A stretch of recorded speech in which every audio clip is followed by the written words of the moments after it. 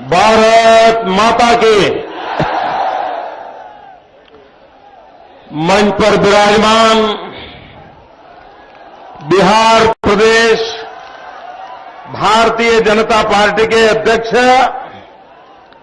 श्रीमान मंगल पांडे जी,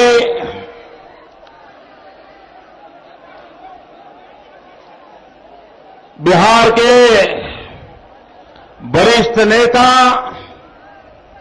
मेरे मित्र श्री रामविलास पासवान जी, श्री सुशील मोदी जी, श्री नंद किशोर यादव जी, श्रीमान उपेंद्र कुशवाहा जी, कैप्टन जयनारायण निषाद जी, श्री धर्मेंद्र प्रधान जी, श्री रविशंकर जी, शाहनवाज हुसैन जी, राजीव प्रताप रूडी जी, पूर्व एमपी श्रीमान अरुण कुमार जी, युवा नेता भाई चिराग पासवान जी, श्री भोला सिंह जी, राधा मोहन सिंह जी, डॉक्टर संजय जायसवाल जी, आदरणीय रमा देवी जी, सुरेश शर्मा जी, जिलाध्यक्ष अरविंद कुमार जी, मंच पर विराजमान सभी वरिष्ठ महानुभाव और बिहार के कोना कोना से आए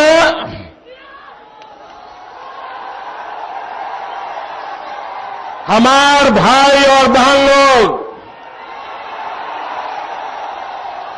रौरा सबके शत शत प्रणाम।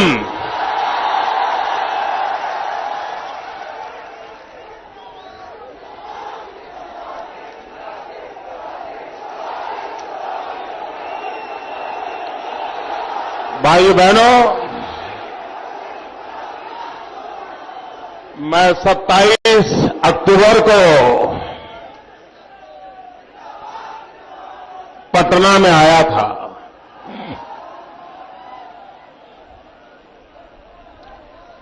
और बिहार ने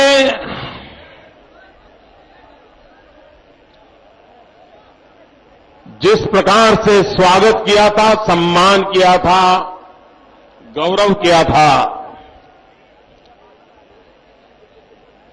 मैं इसे मेरा अहोभाग्य मानता हूं। और उसी समय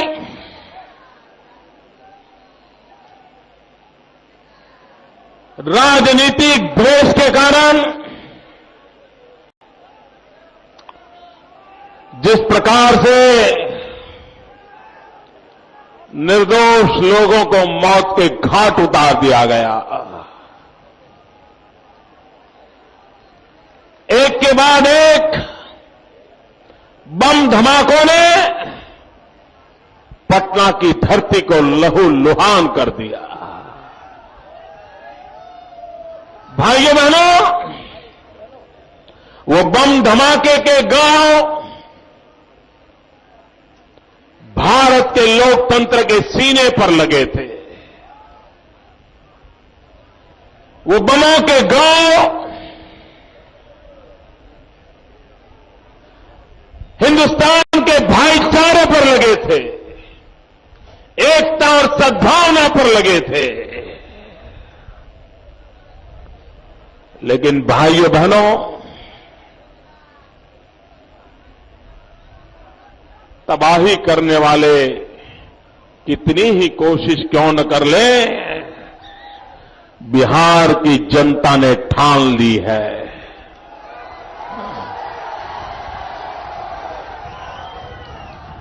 इतने बड़े हमले के बाद भी जो शांति, एकता और भाईचारे के दर्शन बिहार की जनता ने करवाए हैं, मैं इस धरती को नमन करता हूं, यहां के लोगों को प्रणाम करता हूं।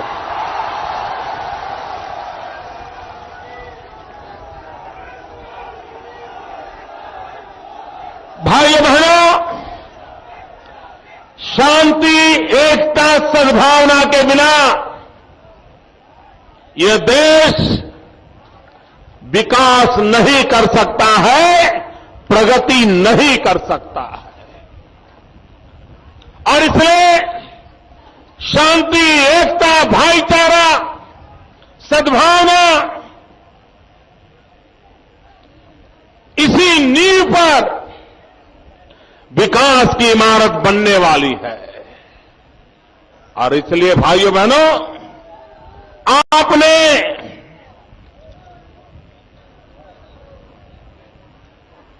ये जो एक अहम उदाहरण प्रस्तुत किया है, वे देश के लिए उदाहरण रूप है। भाइयों बहनों, मेरे मन में विचार आता है, किसी को मोदी के खिलाफ इतराज हो सकता है, किसी को भाजपा के खिलाफ भी इतराज हो सकता है। लोकतंत्र में उनका विश्वास न हो और उनको अच्छा भी लगता हो कि अच्छा होगा, इन धमाकों में इनका खेल पूरा हो जाए।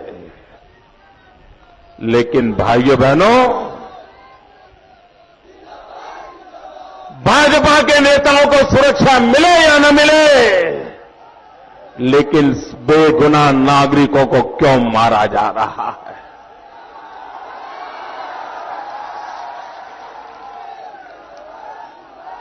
आखिर मरने वाले भी तो मेरे ही बिहार के भाई बहन थे। लेकिन भाइयों बहनों, वोट बैंक की राजनीति में डूबे हुए लोग इस दर्द को नहीं समझ सकते हैं, इस पीड़ा को नहीं समझ सकते हैं। भाइयों बहनों, ऐसी विचारधारा, ऐसे राजनेता, उनसे जल्दी जितनी देश को मुक्ति मिलेगी, उतना ही देश का भला होने वाला है। भाइयों बहनों, मैं आज बिहार की जनता का एक और भी ऋण स्वीकार करना चाहता हूं। ये ऋण स्वीकार हमने गुजरात से एक आह्वान किया था, सरदार वल्लभ भाई पटेल का विश्व में सबसे ऊंचा स्मारक बनाने का हमने निर्णय किया। सरदार वल्लभ भाई पटेल ने देश को एक किया था। देश की एकता के लिए सबसे बड़ी प्रेरणा है सरदार वल्लभ भाई पटेल। और हमने किसानों से प्रार्थना की थी कि आपके खेत में जो औजार उपयोग में आया है, वो लोहे का एक आध औजार मुझे दे दीजिए। आप ही के खेत में उपयोग में आए हुए औजार से सरदार पटेल की स्टैच्यू बनेगी, ताकि देश की एकता का संदेश जाए, वो किसान पुत्र से वो संदेश जाए, और हिंदुस्तान के कोने कोने की भागीदारी है, वो संदेश जाए। मैं बिहार का आभारी हूं कि आपने गांव गांव इस भावना को पहुंचाया। हर गांव ने उत्साह और उमंग के साथ खेत में काम आए हुए औजार का लोहा हमें भेज दिया। मैं आपका बहुत बहुत आभारी हूं। और जब सरदार वल्लभ भाई पटेल का वो भव्य स्मारक होगा, तो वहां बिहार की भी मौजूदगी होगी। और इसलिए मैं आपका बहुत बहुत आभारी हूं। भाइयों बहनों, आज जब मैं मुजफ्फरपुर की धरती पर आया हूं, हम जो आजादी की सांस ले रहे हैं, इसका कारण खुदराम बोस जैसे वीर सपूतों ने देश के लिए अपने आप को बलि चढ़ाया था। देश की आजादी के जंग के सभी महापुरुषों को इस धरती पर से मैं नमन करता हूं। खुदराम बोस सदा सर्वदा देश की युवा पीढ़ी को त्याग और तपस्या की प्रेरणा देते रहेंगे। भारत के प्रथम राष्ट्रपति डॉक्टर राजेंद्र बाबू कभी यहां पर उन्होंने शिक्षा के क्षेत्र में सेवाएं की थी। भाइयों बहनों, श्रीमान जॉर्ज फर्नांडिस कभी इसी क्षेत्र के प्रतिनिधि रहे थे। मैं आज हम सबको, आप सबको प्रार्थना करता हूं कि हम सब परमात्मा को प्रार्थना करें कि जॉर्ज फर्नांडिस साहब का स्वास्थ्य बहुत ही जल्द अच्छा हो और वे इस देश की सेवा में उनका अनुभव काम आए। मैं परमात्मा से प्रार्थना करता हूं कि बिहार की धरती को अपनी कर्मभूमि बनाने वाले जॉर्ज फर्नांडिस साहब का स्वास्थ्य बहुत ही जल्दी अच्छा हो। भाइयों बहनों,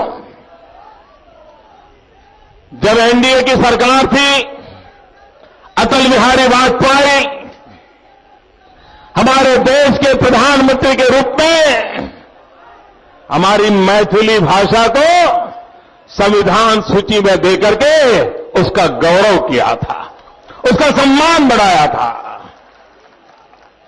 भाइयों बहनों, यह हुंकार रैली है। यह हुंकार किसी को नीचा दिखाने के लिए नहीं है। यह हुंकार हमारे अधिकारों के लिए आवाज है। यह हुंकार देश को बर्बाद करने वालों से बचाने के लिए है। यह हुंकार देश में राजनीतिक परिवर्तन की आशा आकांक्षाओं को लेकर के आया है। यह हुंकार बुराइयों से मुक्ति के लिए है। यह हुंकार अच्छाइयों की प्रतिष्ठा बढ़ाने के लिए है। और इसलिए भाइयों बहनों, इसी हुंकार रैली से जब हम आगे बढ़ रहे हैं, तब देश की राजनीतिक चित्र का हाल क्या है? भाइयों बहनों, मैं जहां भी जाता हूं, जिस किसी से मिलता हूं, मैं एक ही विषय की चर्चा करता हूं। मैं सबसे एक ही बात करता हूं और मैं लगातार कोशिश करता हूं, देश की समस्याओं के हल ढूंढने में लगा रहता हूं। मेरी प्राथमिकता है देश की समस्याओं का हल ढूंढना और हमारे विरोधियों की प्राथमिकता है मोदी का हल ढूंढना।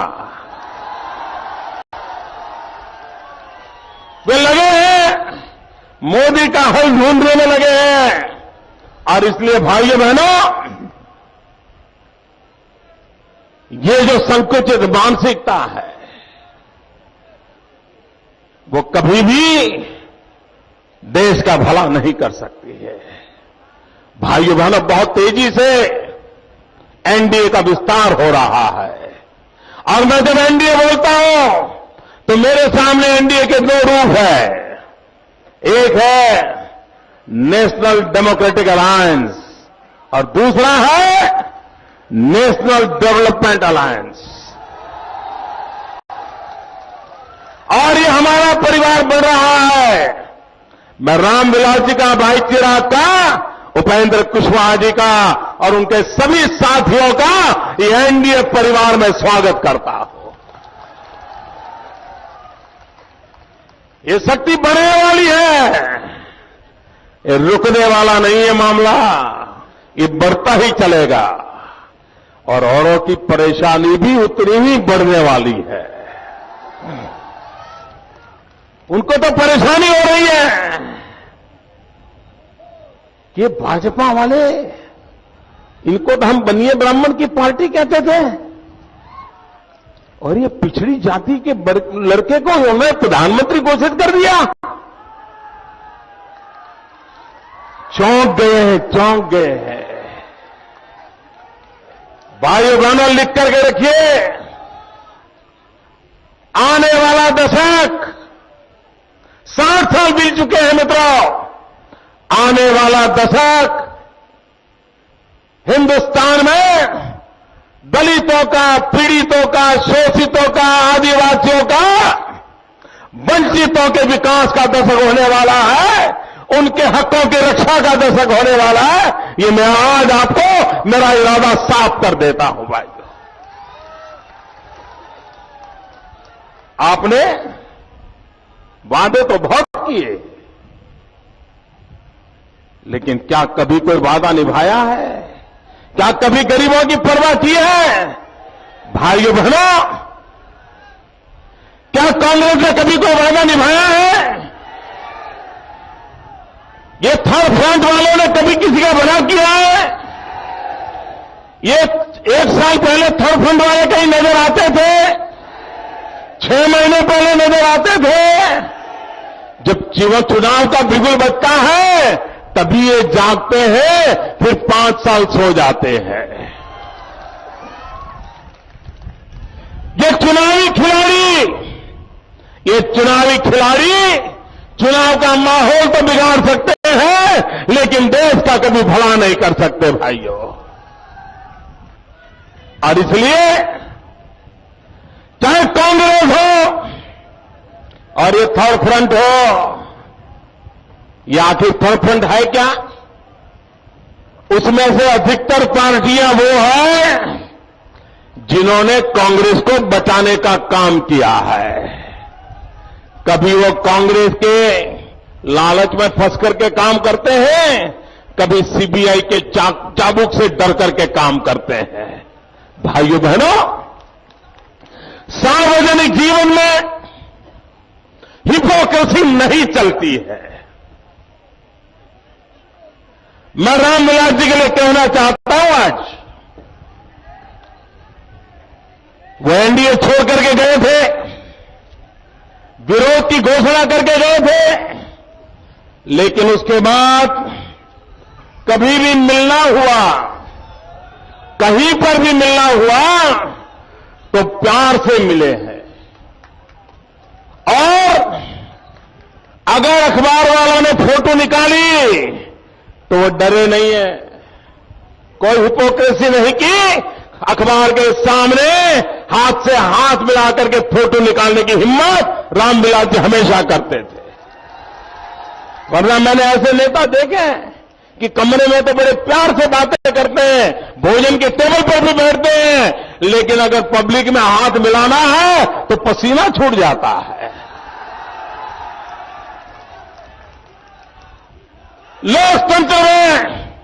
लोकतंत्र में विरोध हो सकता है, ये लोकतंत्र का स्वभाव भी है, लेकिन लोकतंत्र में हिपोक्रेसी के लिए कोई जगह नहीं होती है मित्रों।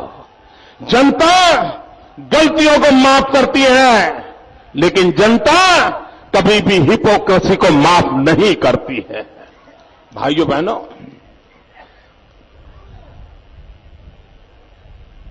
मेरा बहुत सालों पहले मधुबनी जिले के एक सज्जन से काफी अच्छा परिचय हुआ था, और वो इतने मीठी भाषा बोलते थे, मुझे इतना मजा आता था सुनना है। मैथिली इतनी मिठी भाषा बोलते, मुझे बहुत अच्छा लगता था।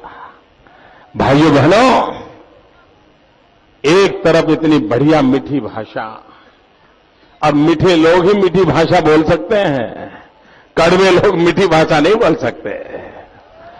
लेकिन भाइयों बहनों, ये हमारा चंपारण, जो कभी देश की चीनी का कटोरा माना जाता था, यहां पर चीनी के कारखाने चलते थे, ऐसी तो क्या हाल हो गई कि देश को मीठा मुंह कराने वाला मेरा चंपारण की आज चीनी के कारखाने बंद पड़े हैं।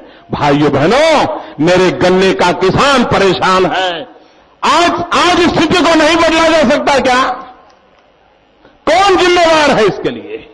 भाइयों बहनों, ये जो बर्बादी करने वाले लोग हैं, इनको सामान्य लोगों की परवाह नहीं है। आप कहिए भाइयों बहनों, आज भी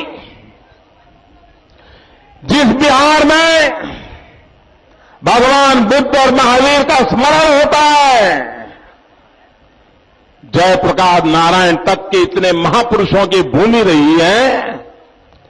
लेकिन मेरे भाइयों बहनों, मैं माताओं से विशेष रूप से कहना चाहता हूं, क्या हमें पीड़ा नहीं होती है कि आज भी हमारे देश पे करोड़ों करोड़ों माताओं को खुले में शौचालय के लिए जाना पड़ता है। दिन के उजाले में हमारी मां बहनें शौचालय तक नहीं जा सकती है, रात के अंधेरे का इंतजार करती है, जिसके कारण उनके स्वास्थ्य पर गंभीर प्रकार की परिस्थितियां पैदा होती है। क्या भाइयों बहनों, आजादी के 60 साल के बाद कम से कम हमारी माताओं बहनों को शौचालय भी मिलना चाहिए कि नहीं मिलना चाहिए? जरा पूरी ताकत से बोलो, मिलना चाहिए नहीं मिलना चाहिए? मिलना चाहिए कि नहीं मिलना चाहिए? भाइयों बहनों, मेरा किसी से राजनीतिक विरोध नहीं है। मेरे भीतर एक पीड़ा होती है, दर्द होता है मेरी करोड़ों करोड़ों मां बहनों के ये हाल देख करके। हमारे बिहार में सिर्फ 23% घर ऐसे हैं जहां शौचालय है, सिर्फ 23%। भाइयों बहनों, ये ऐसा मेरा देश 21वीं सदी में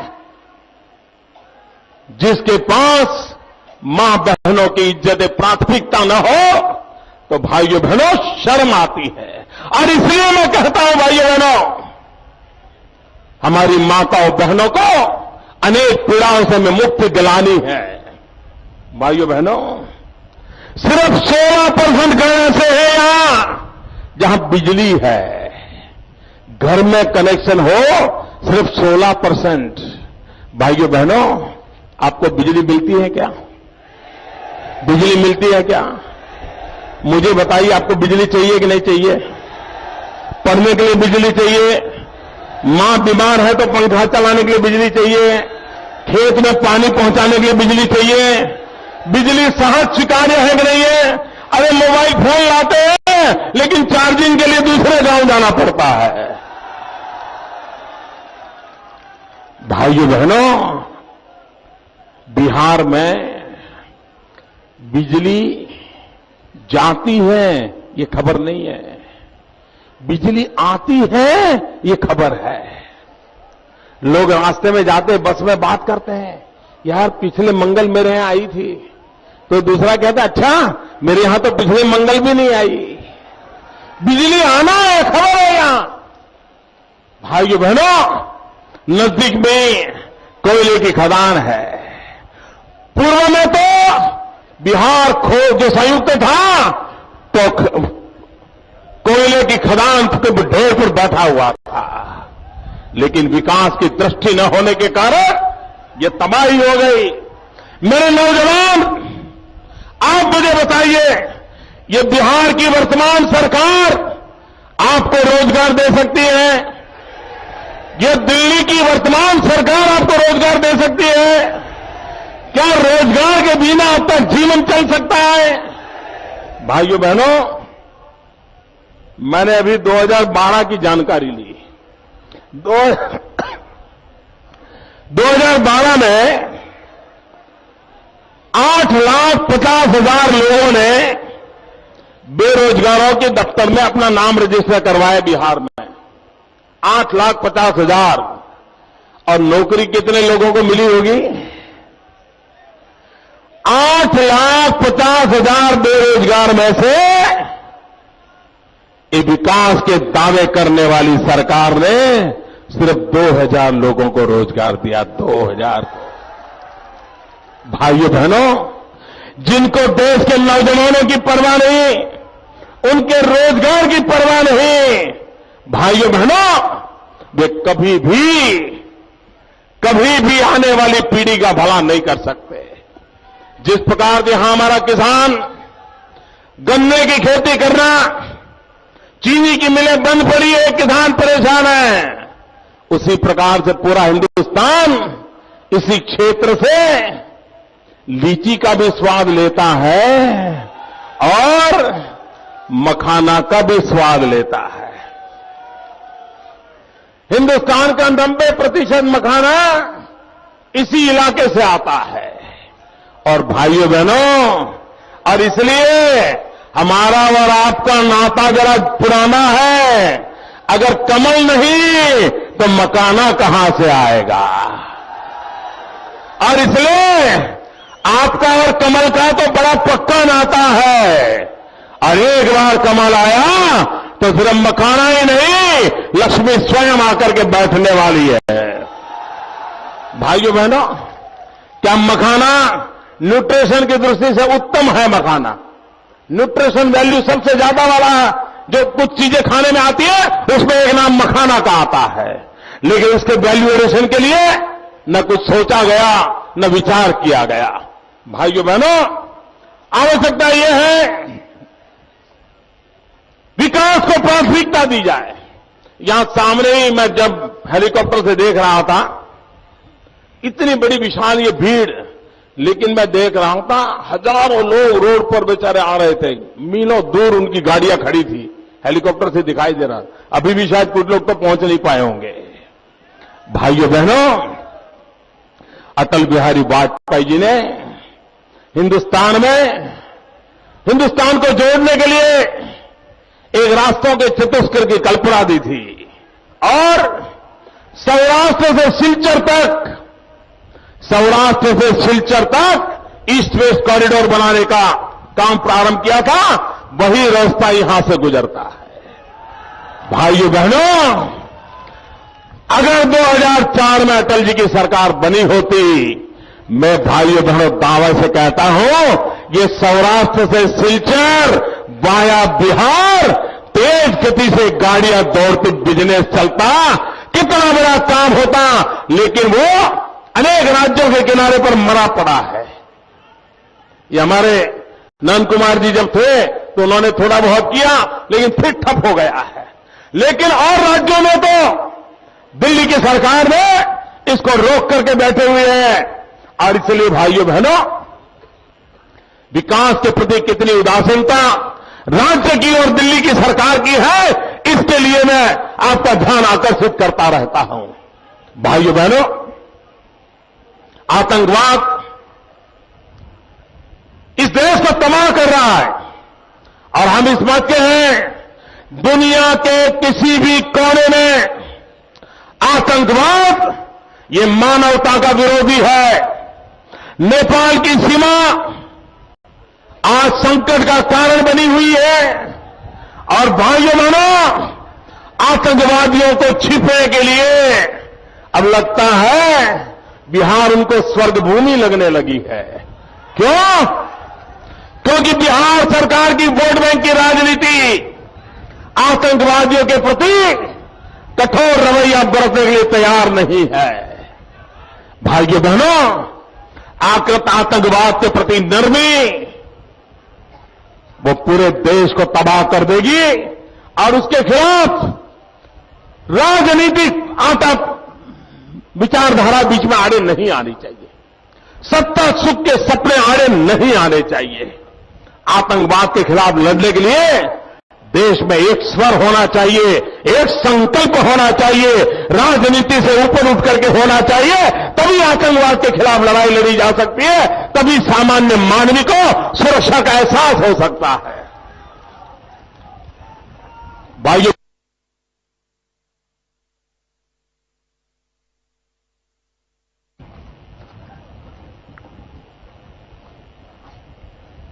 गरीबों का मसीहा कहते हैं।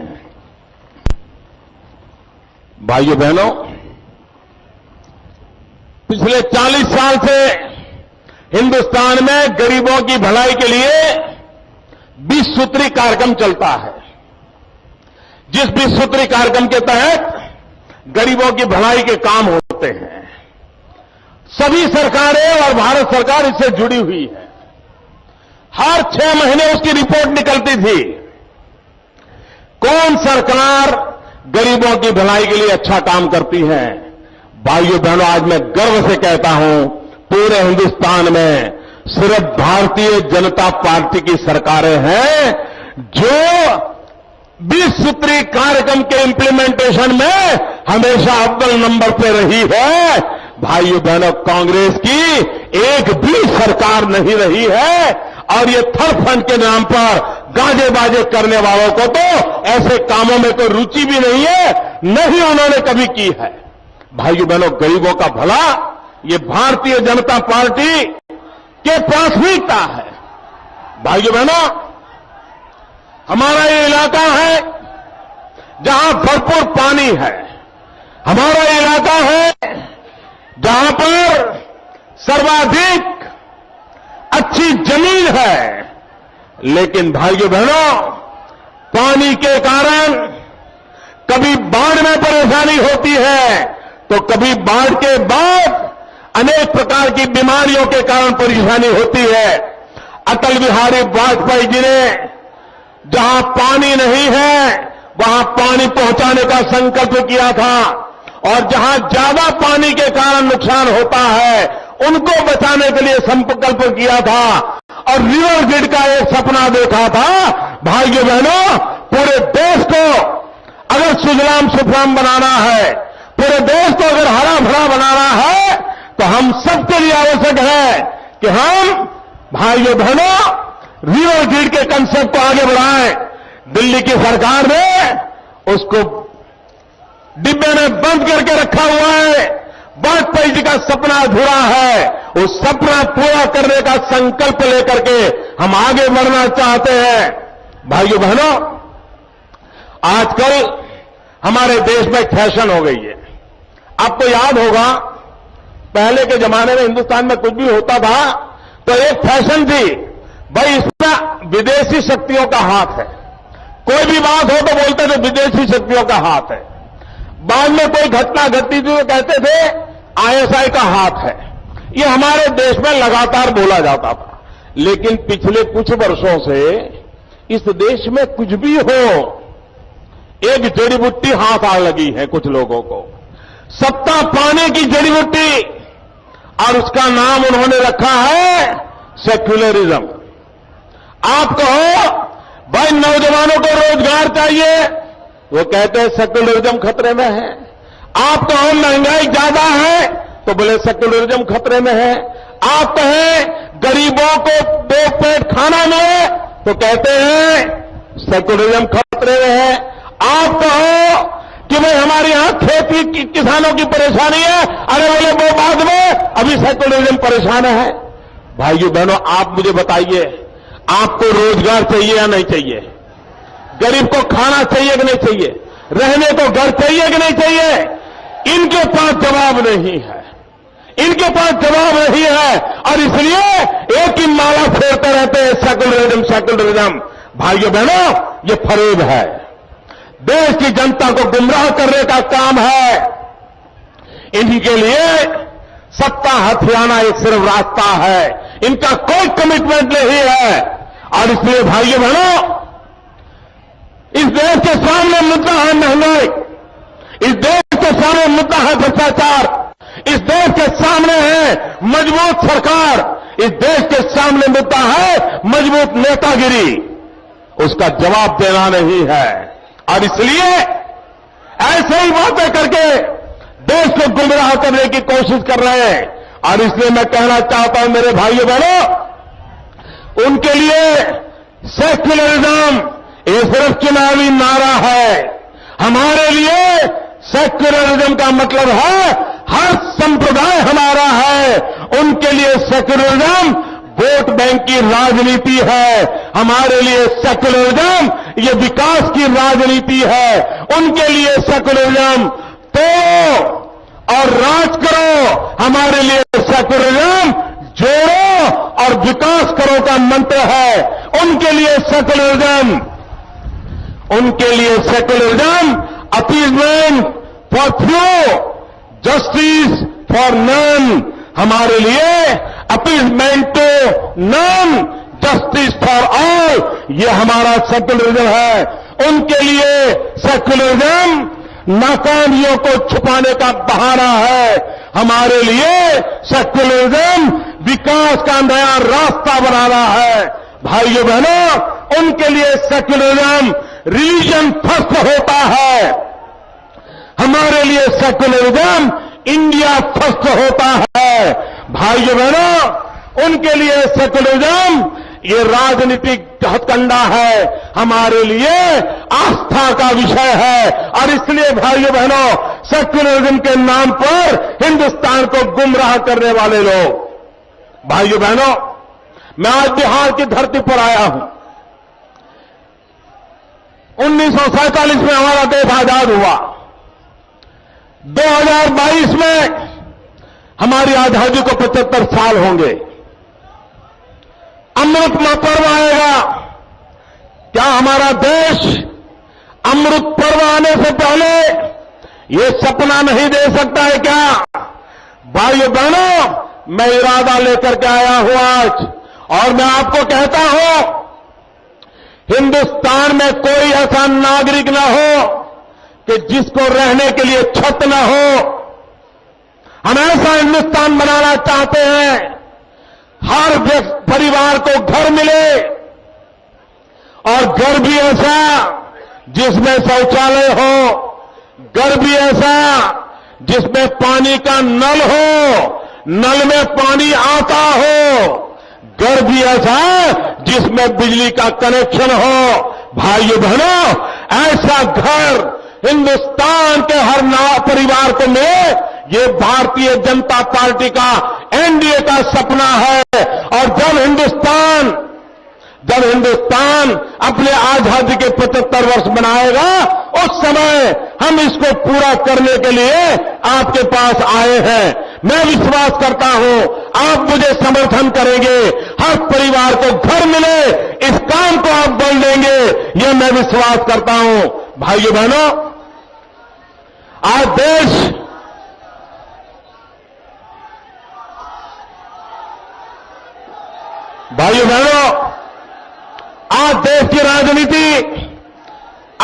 की राजनीति दो खेमों में दिखाई देती है, दो मोड़ पर दिखाई देती है, दो रास्तों पर नजर आ रही है। मोदी कहता है महंगाई रोको, वे कहते हैं मोदी रोको। मोदी कहता है भ्रष्टाचार रोको, वो कहते हैं मोदी रोको। मोदी कहता है मां बहनों पर अत्याचार रोको, वो कहते हैं मोदी रोको। मोदी कहता है अन्याय रोको, वो कहते हैं मोदी रोको। मेरे भाइयों बहनों, उनकी पूरी राजनीति, सारे लोग इकट्ठे हुए हैं, एक ही मुद्दे पर इकट्ठे हुए हैं। उनका एक ही सपना है, मोदी रोको, एक ही एजेंडा, मोदी रोको। मोदी कहता है विकास करना है, वो कहते हैं मोदी का विनाश करना है। निर्णय देश की जनता को करना है, निर्णय देश की जनता को करना है। ये नकारात्मक राजनीति को विदाई देना है।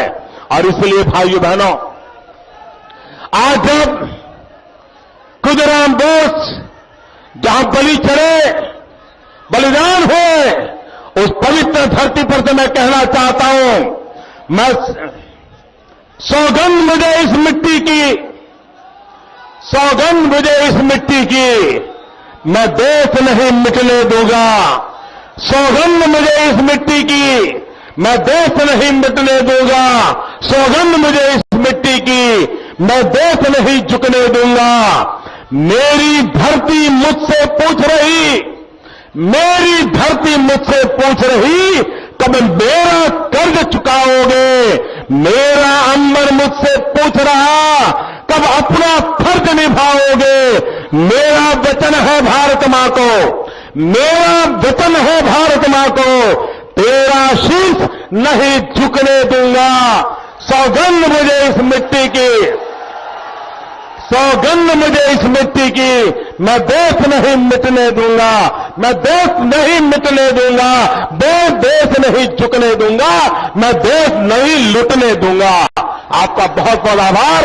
मेरे साथ बोलिए भारत माता की, पूरी ताकत से बोलिए भारत माता की। वंदे वंदे वंदे वंदे वंदे वंदे वंदे वंदे वंदे